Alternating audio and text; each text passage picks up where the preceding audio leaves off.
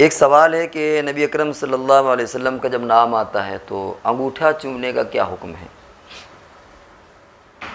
اصل میں بعض لوگ نبی اکرم صلی اللہ علیہ وسلم کے نام آنے پر انگوٹھا چومتے ہیں اور اسے وہ محبت کی علامت قرار دیتے ہیں، لیکن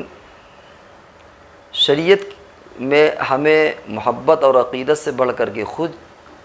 نبی اکرم صلی اللہ علیہ وسلم نے جو تعلیمات دی ہیں، کیا آپ نے فرمایا ہے، ادھر توجہ کرنے کی زیادہ ضرورت ہے۔ نبی اکرم صلی اللہ علیہ وسلم نے فرمایا کہ اس شخص سے زیادہ بخیل کون ہوگا کہ جس کے سامنے میرا نام آئے اور درود شریف وہ نہ پڑھے، تو یہ تو وعید آئی ہے۔ لہذا نبی اکرم صلی اللہ علیہ وسلم کے نام آنے پر ہمیں درود شریف پڑھنا چاہیے، لیکن حدیثوں میں ایسا کہیں چومنے کا حکم تو نہیں ہے۔ اب یہ کہ اگر بعض فقہی کتابوں میں یا بعض اقوال میں اس طرح کی بات آ جائے کہ کسی نے چوما ہے،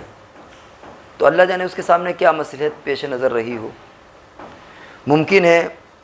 ایک یہی مصلحت پیش نظر رہی، جیسے ایک جگہ کا لطیفہ ہے کہ ایک عالم صاحب ایک جگہ گئے اور وہاں نبی اذان، خاص طور سے اذان کے وقت میں نبی اکرم صلی اللہ علیہ وسلم کا نام آیا، انہوں نے زبان سے درود پڑھی لیکن انگوٹھا نہیں چوما، تو کچھ لوگ ناراض ہوئے۔ انہوں نے ان کو سمجھا کر کے کہا کہ دیکھو، یہ اصل میں چومنا اس کے لیے ہے کہ جس کو درود بھی نہ یاد ہو، گونگا ہو، یا درود بھی بیچارہ اس کے زبان سے درود کے الفاظ بھی نہ نکلیں، تو چلو بھائی محبت کی اظہار کے لیے وہ انگوٹھا چوم لے، لیکن جو پڑھ سکتا ہے اس کو اس کی کیا ضرورت ہے۔ اور اس کی مثال دی جیسے تیمم اور وضو میں پانی اگر موجود ہے تو تیمم کی ضرورت نہیں ہے، ہاں اگر پانی نہ ہو تو ٹھیک ہے آدمی تیمم کر لے۔ تو اصل حکم تو زبان سے درود پڑھنے کا ہے، ہاں اگر کوئی زبان پر قادر نہ ہو تو ٹھیک ہے وہ چوم لے۔ پھر اگر بعض لوگ ایک اور روایت پیش کرتے ہیں کہ صاحب کسی نبی کے زمانے کا، حضرت موسیٰ علیہ السلام کے زمانے کا واقعہ کہ وہ ایک گنہگار تھا اور اس کے جب 200 سال تک وہ گناہ کرتا رہا اور جب مر گیا تو لوگوں نے اسے پھینک دیا، اور پھر اللہ رب العزت نے حضرت موسیٰ علیہ السلام کو حکم دیا کہ اس کا کفن دفن کرو، اس کے لیے مغفرت کی دعا کرو۔ حضرت موسیٰ علیہ السلام نے فرمایا کہ بھائی وہ تو گنہگار تھا، تو اللہ نے فرمایا کہ شاید میں نے اس کو بخش دیا، اور اس کا عمل یہ تھا کہ وہ حضور علیہ الصلوۃ والسلام کا جب نام آتا تو دیکھتا تھا تو وہ چومتا تھا۔ تو اول تو یہ کہ روایت کس درجے کی ہے اور پھر سابقہ زمانے کی کس درجے کی، اس کی بحث میں ہم نہیں پڑھنا چاہتے۔ وہاں پر بھی انگوٹھے کا ذکر نہیں ہے، اگر تھوڑی دیر مان بھی لیا جائے تو کم سے کم یہ ہے کہ نبی اکرم صلی اللہ علیہ وسلم کا نام کسی پرزے پر لکھا ہو، کسی کاغذ میں لکھا ہو، کسی کپڑے میں لکھا ہو، تو چلو بھائی اب اس کپڑے کو چوم لیں، اس کاغذ کو چوم لیں، یہ تو پھر بھی سمجھ میں بات آتی ہے اور اس کو کوئی منع نہیں کرتا۔ نبی اکرم صلی اللہ علیہ وسلم کا نام کسی کاغذ میں لکھا ہو، آپ اسے بار بار چومیں، آنکھوں میں لگائیں، اسے دل کے قریب کریں، تو یہ تو عین محبت ہے۔ کسی کپڑے میں لکھا ہوا ہو، آپ اسے چومیں، آنکھ میں لگائیں، اسے دل کے قریب کریں، یہ تو عین محبت ہے، اس سے کوئی منع نہیں کرتا۔ لیکن انگوٹھے کا ذکر کہاں گیا؟ انگوٹھا تو تب بھی نہیں ہے،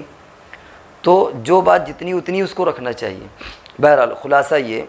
کہ ہمیں اصل حکم کی طرف آنے کی ضرورت ہے جو نبی اکرم صلی اللہ علیہ وسلم نے فرما دیا۔ اصل حکم درود شریف پڑھنا ہے۔ اب اگر کسی کو درود پر بھی کوئی بندہ قادر نہ ہو تو ٹھیک ہے چوم لے، محبت کے طور پر کوئی حرج نہیں ہے، لیکن ہمیں اس فرق کو ملحوظ رکھنا چاہیے کہ اصل چیز کیا ہے۔ تو اصل یہی ہے کہ نبی اکرم صلی اللہ علیہ وسلم پر درود پڑھا جائے، اور یہ چیز جو چومنا ہے یہ اس اصل درجہ نہیں رکھتا ہے۔ دوسری ایک چیز اور ہے کہ اگر کوئی حکم ایسا ہو جو مان لیجئے کہ استحباب کے قبیلے سے ہے یا بہت مضبوط حدیثوں سے ثابت نہیں، اول تو کسی مسئلے کے ثبوت کے لیے مضبوط حدیث چاہیے، اور تھوڑی دیر اگر مان لیجئے کہ کوئی چیز استحباب کے درجے کی ہے اور اسے لازم اور ضروری قرار دیا جانے لگے، اور نہ کرنے والے کو سب و شتم کیا جائے، اسے برا بھلا کہا جائے، اسے بدعقیدہ کہا جائے، تو پھر عقیدے کی اصلاح کے لیے پھر اس عمل کا ترک لازم ہو جاتا ہے، پھر وہ عمل نہیں کیا جائے گا، کیونکہ ایک مستحب چیز کے درجے کو بڑھا کر کے کہیں سے کہیں پہنچا دیا گیا۔ تو اس لیے نبی اکرم صلی اللہ علیہ وسلم نے جو اصل حکم دیا ہے ہم اسی پر عمل کریں، وہی ہمارے لیے بہتر ہے کہ جب بھی آپ کا نام نامی اسم گرامی آئے درود شریف پڑھا جائے۔